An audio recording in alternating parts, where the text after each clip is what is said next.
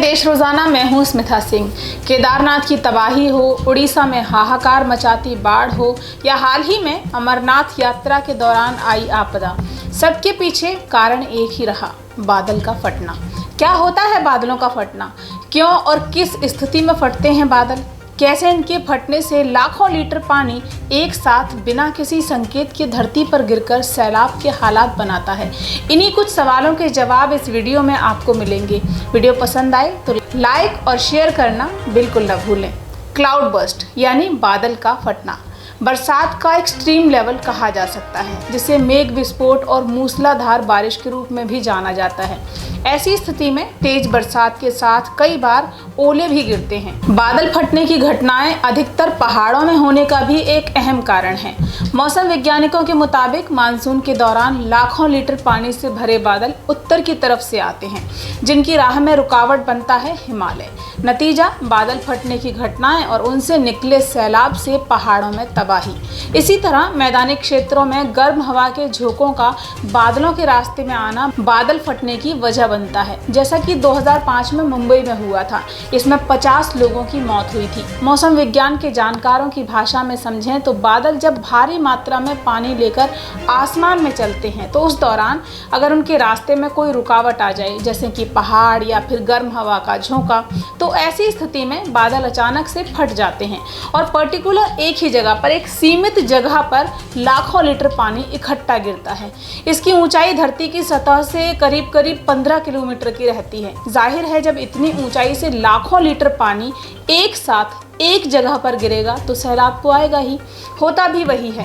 बादल फटने से आई तेज बहाव की बाढ़ अपने रास्ते में आई हर चीज बहा ले जाने को उतारू रहती है। बादल फट के जमीन पर गिरने की ये प्रक्रिया बताते हुए मुझे अचानक से धरती पर गंगा के उतरने की कथा याद आ गई। पौराणिक कथाओं में आपने भी पढ़ा होगा, जब भागीरथ गंगा को धरती पर आने के लिए आग्रह करते हैं तो गंगा उन्हें अपने तेज वेग के बारे में बताती हैं, आगाह करते हैं और समाधान के लिए सामने आते हैं शिव जी, जो गंगा के वेग को अपनी जटाओं से काबू करते हैं और तब गंगा धरती पर उतरती हैं। क्योंकि गंगा अगर पूरे वेग से धरती पर गिरती तो धरती प्यास मुक्त न होकर जल प्रलय का शिकार हो जाती। खैर, इस कथा का जिक्र सिर्फ इसलिए किया क्योंकि पानी की ऊंचाई से गिरने पर उसमें कितना वेग होता है उसकी समझ आप इस कहानी से भी ले सकते हैं।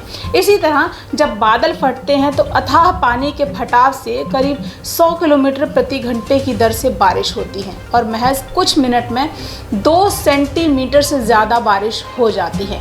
पानी की इतनी मात्रा का अचानक बरसना एक ऐसे सैलाब का रूप लेता है जिससे नदियाँ उफान पर आ जाती हैं और बाढ़ सब कुछ बहा ले जाने को आमादा हो जाती हैं। वैसे भी मध्यम बारिश हो तो धरती की प्यास उसे सोखने में सक्षम रहती है, लेकिन क्लाउड बस्ट होने से एक साथ अथाह पानी धरती पर गिरता है और गिरते ही तबाही मचा देता है।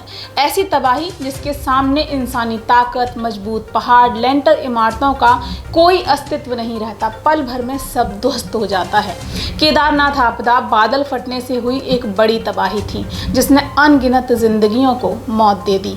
अक्सर ऐसे बड़े डिजास्टर्स का कारण बनते हैं क्यूमुलोनिम्बस क्लाउड्स यानी कि तूफानी बादल, जो आकार में काफ़ी बड़े होते हैं। इनकी लंबाई 14 किलोमीटर तक रहती है। जब इन बादलों में नमी पहुंचनी अचानक बंद हो जाए या गर्म हवा के झोंके इनमें प्रवेश कर जाएं, तो अथाह पानी के साथ ये ज़मीन पर फट पड़ते हैं, ठीक ऐसे जैसे किसी विशाल नदी का बांध अचानक से तोड़ दिया गया हो।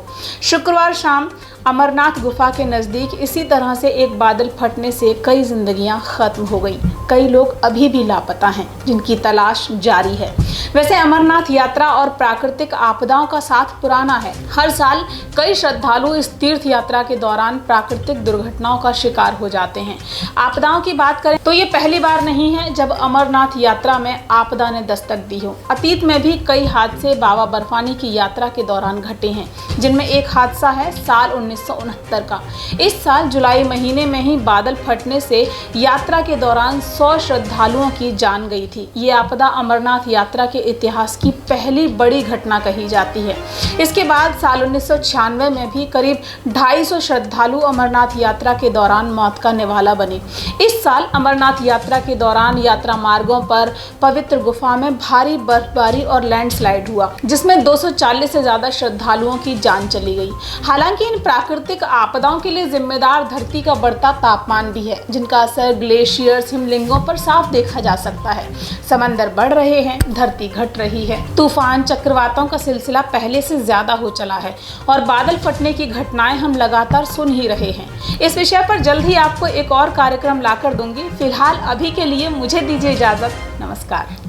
हमारे साथ जुड़े रहने के लिए देखते रहिए देश रोजाना का YouTube चैनल। सब्सक्राइब कीजिए, साथ ही देश रोजाना की खबरें सबसे पहले देखने के लिए प्रेस कीजिए बेल आइकन।